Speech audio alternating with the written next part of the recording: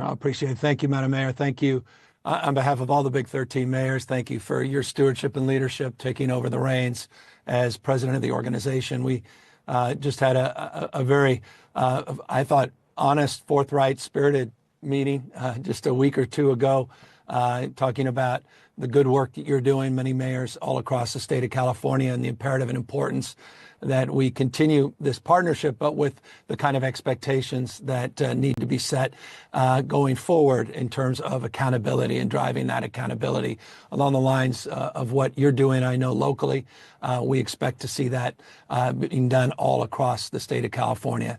Let me just first sort of back up a little into what Secretary Moss presented, a little bit about what Secretary Johnson presented, which was laying out, for the purpose of today's announcement, some of the specific announcements. And then I want to back in to a new accountability website that we're putting out today and previewing. We're focusing, again, specifically on the distribution of additional funds. Remember, $1 billion we've made as a commitment to cities and counties and COCs, local government, to specifically address the issue of encampments. This is additional money on top of resources that are provided under the HAP program, which I'll talk about in a moment. So today we're announcing $118.7 million for encampment resolution funds. This is a process, a very prescriptive process, where we ask our grantees what the specific plan is, what the specific strategy is for removing and cleaning up encampments. That includes services. It includes addressing the underlying issues as it relates to the conduct of those and the needs of those that are impacted by these encampment cleanups. So $118.7 million in these funds. Just to lay it out, you can see here the totality of these funds that go from more modest investments, though significant, again, unprecedented in the state's history in places like Fillmore and Lake County, to rather significant, speaking of unprecedented commitments, in LA, specific to the 110 freeway. $45 million specifically to clean up encampments along the 110 freeway. We've been focused as well in Los Angeles a lot on what's happening around the LA River. You can see specific commitment to cleaning up encampments along the river, $4+ million in that space. So cities and counties, large and small, COCs, the Merced City and County, COC specifically, Redwood City, Modesto, Visalia, Long Beach, all up and down the state of California. This gets the total grants to $855 million. This 118.7 gets about $855 million. This has proven to be one of the more successful programs in the state, and I want to applaud all the grantees, all the cities and counties for submitting their proposals, for putting together specific, detailed plans.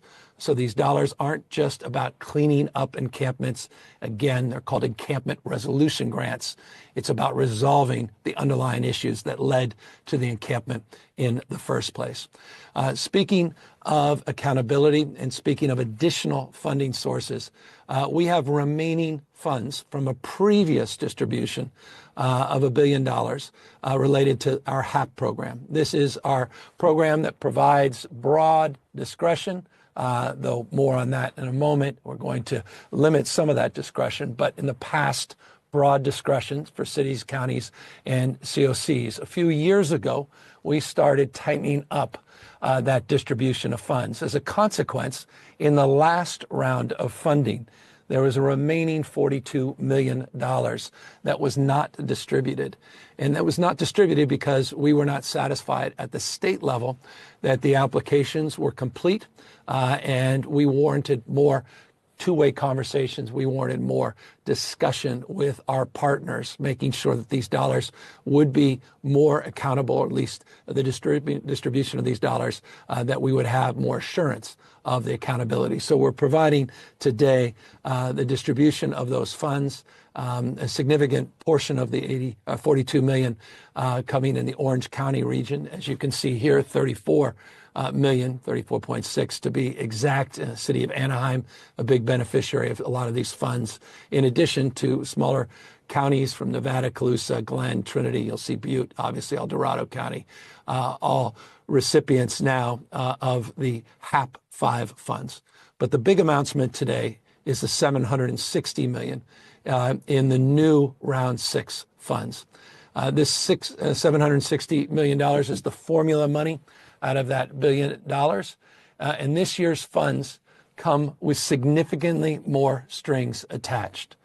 The announcement we're making today on the notice of funding availability, the $760 million, requires compliance for a portion of these funds to be compliant with your housing element, requires more focus and more streamlined outcomes and data and results and plans specific for encampments. And it requires other more prescriptive incentives and disincentives as it relates to the expectation of accountability attached to those funds. And I want to expand on that in a moment, but I want to jump right in to this new website, accountability.ca.gov, accountability.ca.gov. Let's take a look specifically at this site. We can go to the homepage here.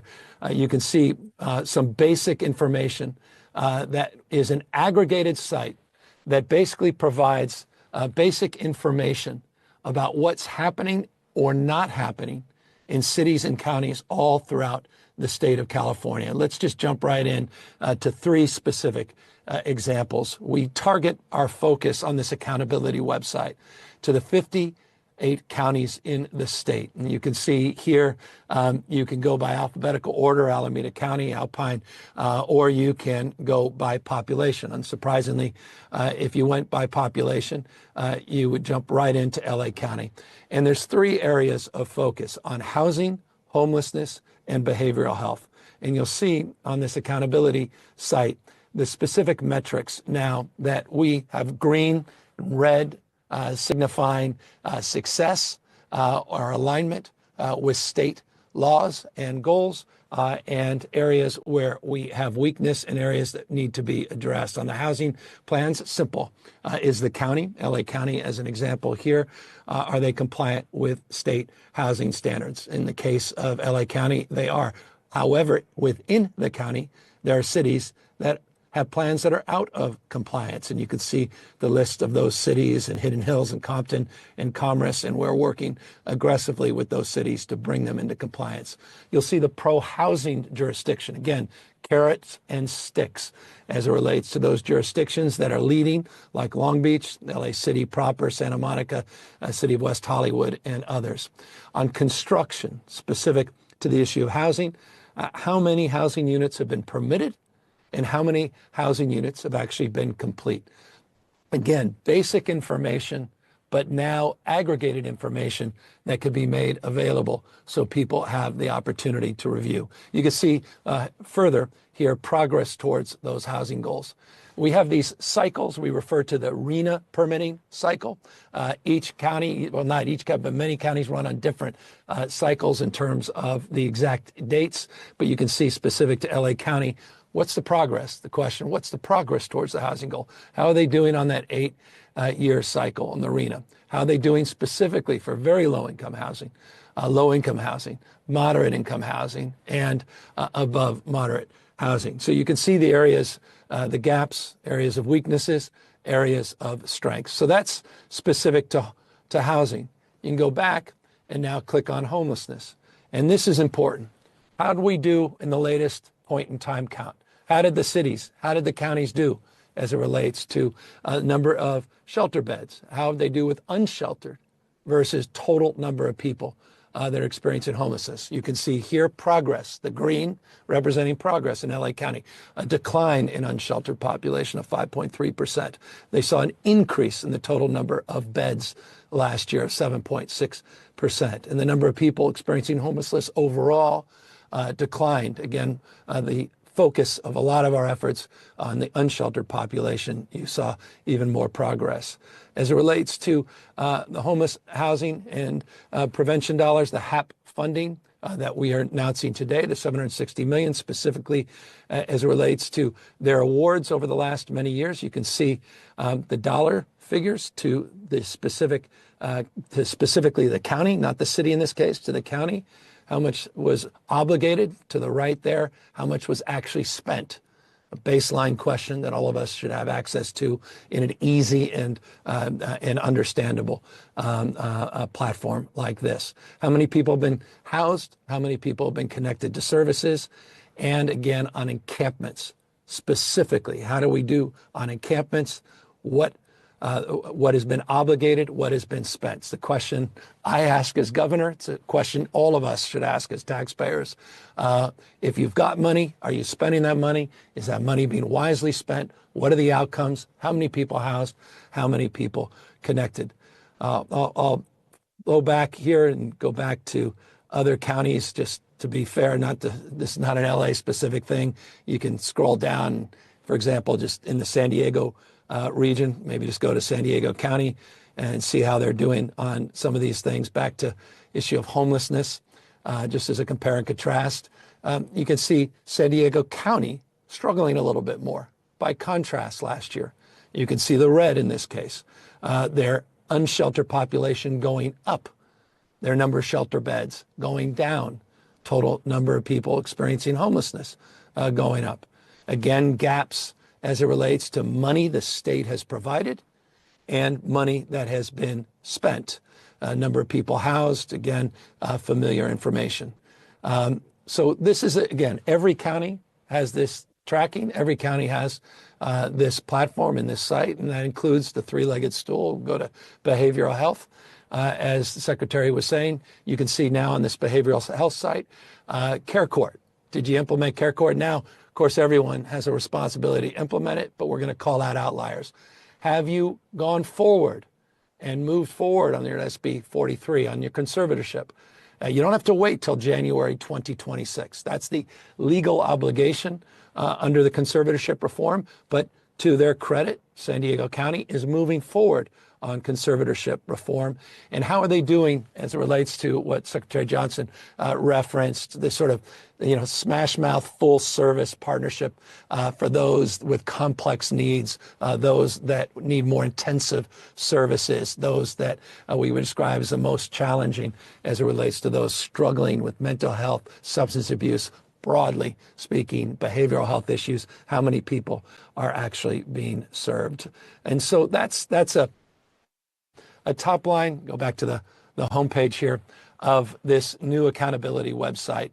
Again, it's the first time the state has populated a site like this. It will allow people, the local level, those that are representing the people within their cities and counties, as well as those that they represent, to hold all of us to a higher level of accountability and a higher level of expectation.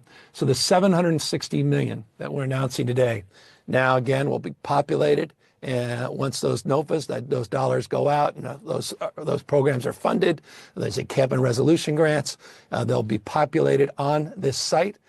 You can look at the data sets on this site. It has a number of data sources you can look at, which will back up and provide more detail, original sources, a lot of the sources coming from local government. We'll update this as we get updated. So this will be populated and repopulated with new data sets. Thousands of data has come in to provide for the information that we have highlighted here today. And as we get more feedback, as we roll this out today, and we get more feedback from the public, feedback from our partners, we'll populate this with even more additional information. So across the spectrum, more focus now than ever on accountability, maintaining unprecedented investments, targeting those investments to really focus now on unsheltered homeless, to focus on what's happening on the streets and sidewalks and encampments. And it's a long-winded preview.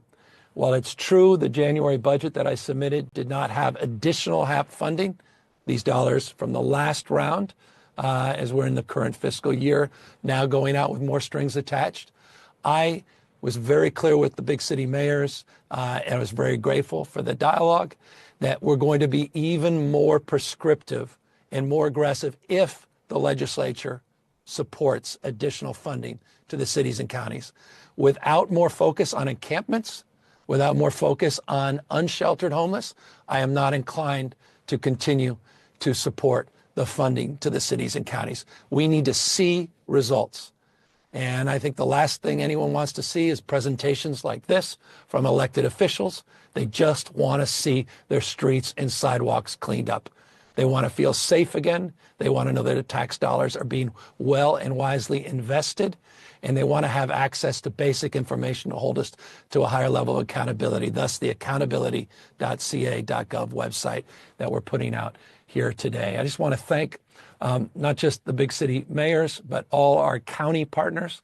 I want to thank our representatives from these continuum of cares, these COCs. I want to thank all of my agency leads and James and the team for working hard to get this done and get this platform up.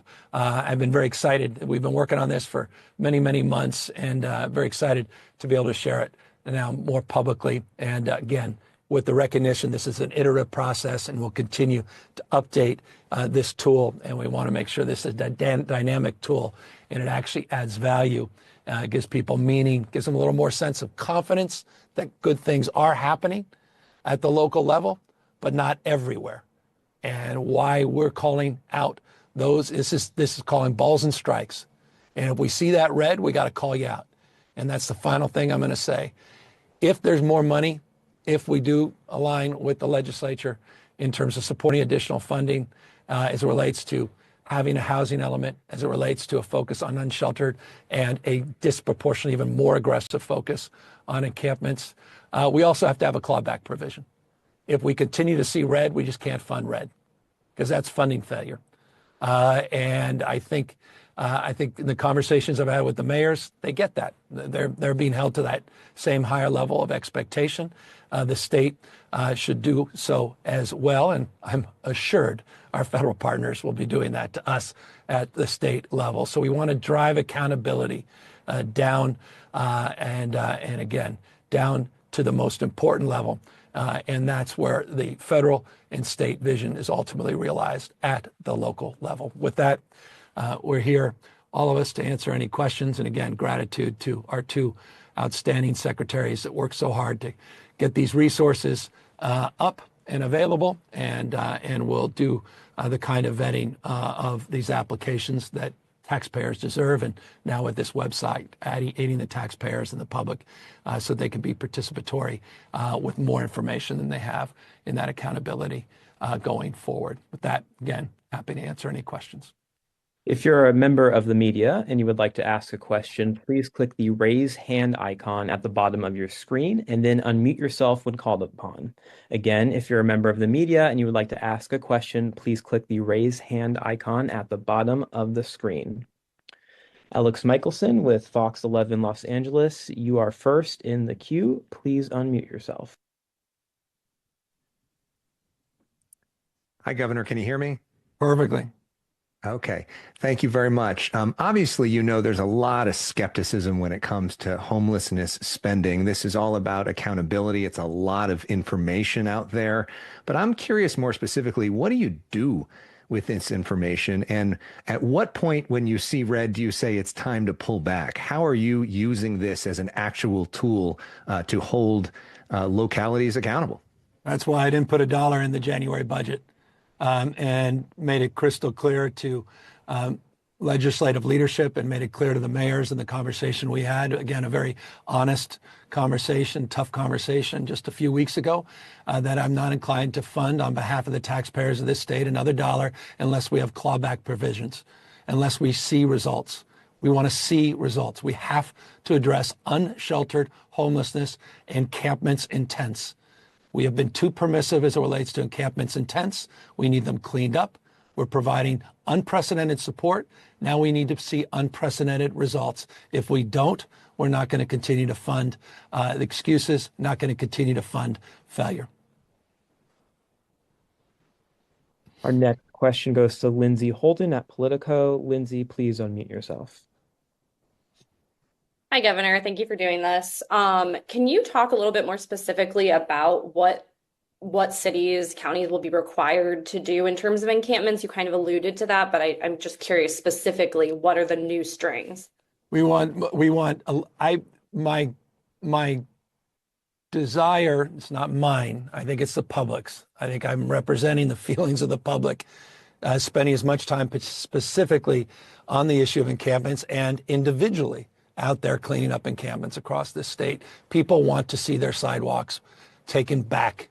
They want their streets safe again. They want to bring their kids, walk them down the streets, get to the playground without stepping over people on the sidewalks. They don't want to see the kind of activities that they're seeing out there, people using and abusing drugs and alcohol as examples. They want to feel safe again, and they deserve that. We put close to $1.855 billion. I just updated the encampment resolution grants, and we've seen real progress there.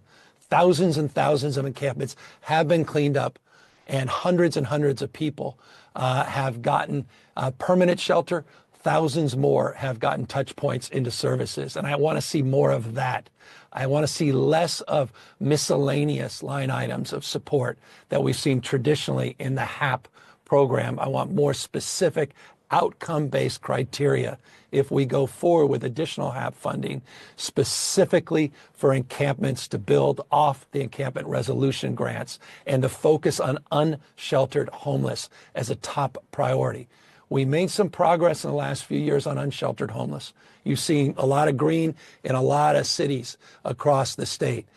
Even parts of the state that saw overall homeless numbers up, a lot more of those folks were housed. They got more beds and more support, but we saw a decline in unsheltered. So a real focus, to your question, on encampments and unsheltered homeless, and again, a clawback provision so that we can redirect in real time money for those cities that are doing well and pull money away from those that are not producing the results that they specifically have to criteria in their application in order to receive those funds. Our next question goes to Ashley Zavala. Ashley, please unmute yourself. Hi, Governor. My question is a two-parter, but they're intertwined, I promise. So first, I was just wondering the cost of accountability.ca.gov, if you have that number off the top of your head. And in that same vein, sort of in this moment of the existence of DOGE and a hyper-focus on government spending, this seems like a really user-friendly website and shows some really important information about where tax dollars are going. Is your administration exploring maybe other ways to use this kind of user-friendly format for other spaces? I don't know whether that's like the environmental goals or health or anything else where this, yeah. Well, sincerely, I appreciate that question because the answer is yes, and it allows me to sort of mine the question a little bit more. The reason it's accountability, not homeless housing and behavioral health accountability, is exactly that. It's a new platform for us to do precisely what you suggest we need to do. Look, we have a lot of state agencies that have similar sites. We don't aggregate it. And again, the state lives not just from the state providing services, but local government providing services on behalf of the state. And so the critical missing piece in the past is getting that local information. That includes a lot of nonprofits, the cities and counties, hundreds and hundreds of local agencies, and then populating and putting it in to the state framework. And again, you have all the federal funding that is a component part. So again, it's aligning all this, and we've been scrubbing, we've been working across the spectrum to do that on a myriad of other subjects, not just these three matters. Number two, I think you recall we were out there, it seems like years ago, but it was just a few months ago in the Central Valley. And we were talking about a lot of the work we've done at ODI and the work we're doing to streamline state government services and the civil service reform, et cetera. And I made the point even before the January budget presentation that we've been doing this for years and years and years. But we just need to now, I think, be more aggressive. I made this crystal clear to my team. We've got to let people know. People just don't know, and do it in a user-friendly way. And so this is the beginning. It's a preview of these kinds of platforms that absolutely we want to see more broadly made available. And again, it's a tool. It's a two-way tool. Hold us to a higher level of accountability. That helps all of us, transparency and accountability, but you need that basic fact data and information. Final point, and forgive the long-windedness. Engaged California. We just launched it for the LA fires and trying to create a platform where people's voices can be heard. And this is we just announced it a couple days ago, and it's a really exciting platform. And it's another example of a platform that we're going to be rolling out well beyond just recovery efforts for the LA fires. And we want to engage the public with this tool on a myriad of other issues, including on behavioral health issues, on homelessness, and the like. And so that's a preview of many other examples that we'll be promoting and rolling out in the next months and in the next year. Our next question comes from Joel at Breitbart. Joel, please unmute yourself. Thanks, Governor. Two questions. I'm on the website right now, and I see the results in terms of housing, homelessness, behavioral health. I don't see the money spent in each county. How can we hold the government accountable if we don't know what is actually being spent to achieve these results? And then a second question, do you think it is appropriate to sign $50 million of spending to fight the Trump administration while also asking the federal government for $40 billion in fire relief aid? Well, I wouldn't frame the question as you framed it. The state of California, as you know, prepared many, many months ago for a new administration to protect and preserve our policies, our progress, and programs that the Trump administration is directly looking to deviate from. This is well-treaded territory. We were involved. I wasn't as governor. I served 2 years under the Trump administration or with President Trump. Governor Brown served 2 years with President Trump. Over that 4-year period, there were 122 lawsuits. So there was some expectation that many similar efforts from the original Trump term would be replicated in his second term. And the whole point of putting $25 million up to the Department of Justice, our state Department of Justice, was to prepare for that. High-speed rail, perfect example. And in so many ways, we were prescient in that respect in terms of putting those funds up in anticipation of the efforts happening in the second Trump administration that happened in the first Trump administration. As it relates to the additional $25 million, that is not specific to Trump. It's about protecting people's rights. It's about getting people to get the kind of private support they need from nonprofits and other local organizations to address their anxieties and fears. And that was done in council and partnership with the legislature. Now, on the specific issue of money spent, money obligated, you'll look on that site. It does reference the money spent, money obligated. But I also made a point earlier. This is an iterative process. We're just rolling out the top line, and we're going to break down with more specificity, more detail, a lot of that information along the lines that you wisely and appropriately recognize or certainly reflect in your question. And I should note, there's so many data sources on that and audits that have been done locally, regionally, statewide, et cetera. And so we've got to just square all of that, and we'll provide that information, and we'll be updating the site with much more detailed and nuanced information. Final point, though, the source information in this site, on this site, the original source information also provides a lot more detail in that respect. But we're just trying to clear that up and make it easily readable and ultimately machine readable so that it populates itself without the kind of manual inputs that required today. Governor, 3 more questions left in the queue. Our next question goes to Antonio Ray Harvey with California Black Media. Antonio, please unmute yourself. Good afternoon, Governor. Actually, I have 2 questions. I'll try to, couple them together. Early towards your end of your presentation, you had mentioned that your administration is more focused on accountability than ever if you go back, lawmakers and communities were asking for audits. Before you got to this point, to build this, to provide this tool, were there some discrepancies that you were seeing? How money was spent or how it wasn't spent? And also, my second question is, you also mentioned seeing red. Could you clarify what you mean by seeing red? If things pop up that doesn't align with what you're trying to do. Yeah, so when you go to the website, you'll see the red indicating things moving in the wrong direction, meaning homelessness up, unsheltered, homelessness up, overall homelessness up, number of shelter beds going down, availability of services. And so it's just a simple tool that allows people, based on easy and recognizable color coding, to get a sense if things are going in the right direction or the wrong direction as it relates to the accountability and the investment. As it relates to the issues of audits, I mean, I was commenting when I was with President Trump. We talked about the high-speed rail, and there was some discussion before the public presentation on high-speed rail last week around audits. I think we've been audited 100 times there. Happy to see another audit. At a certain point, you have audit fatigue. I think at the end of the day, people want outcomes and they want results for their money spent. Audits for audit's sake service no one, just services headlines.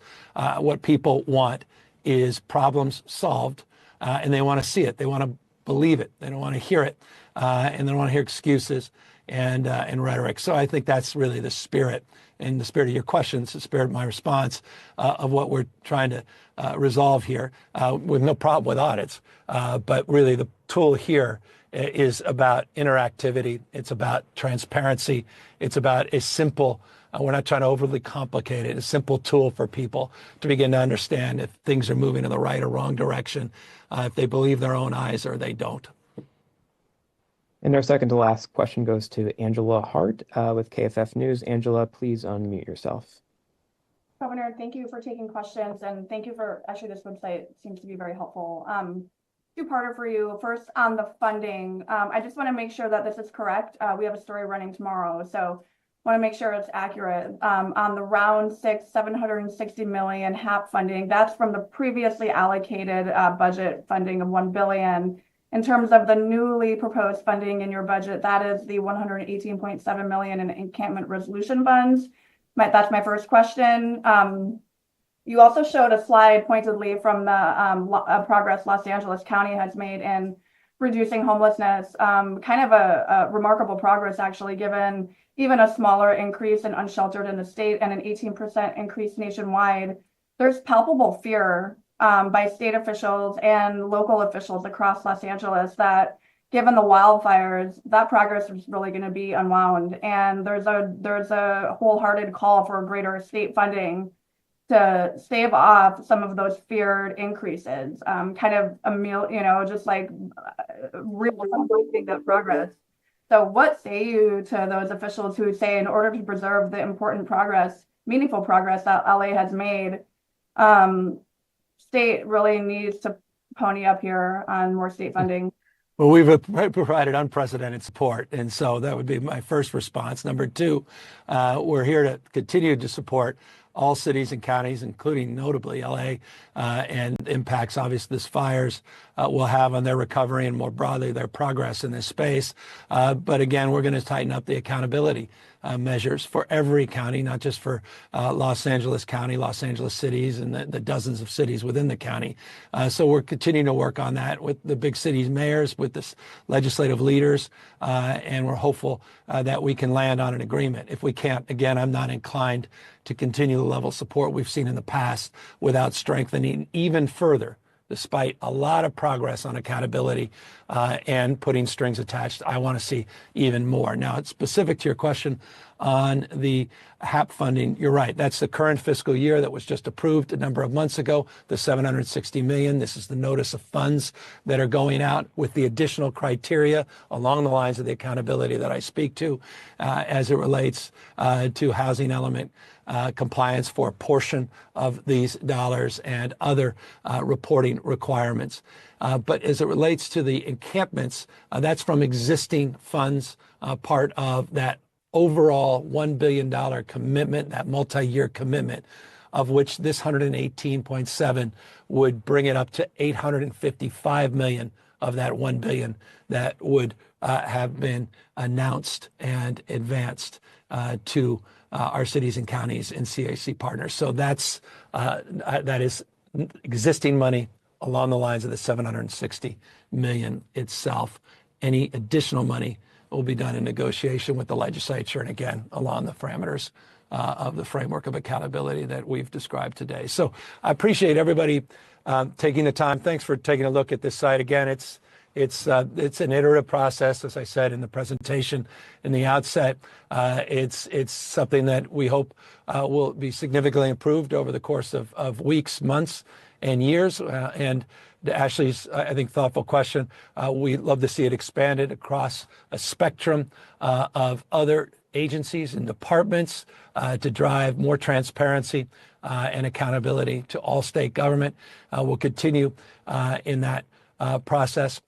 We will be announcing over the course, as I said, of the next few months, some of the additional work that's already being worked upon, and we'll socialize that, and we'll get these sites up. And then with the Engaged Democracy platform, this engaged.ca platform, where we're really looking to get all of those that have been impacted by the fires in the Eaton burn scar and obviously the Palisades burn scar, to have a safe platform where everybody's voice will be heard, where people can talk more specifically about their concerns and their aspirations as it relates to bending the cost curve for rebuilding, addressing strategies on design, ingress and egress as it relates to emergency strategies in planning, guaranteeing that we're undergrounding our utilities and making sure that we're doing that work on all the horizontal work and aligning it in concert with other state agencies and federal agencies, and making sure we're streamlining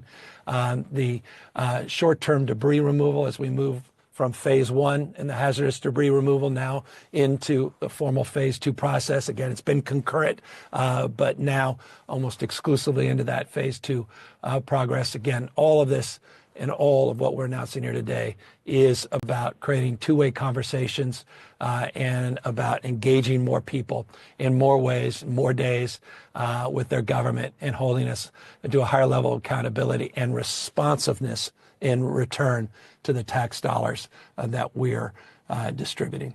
Thank you all very much.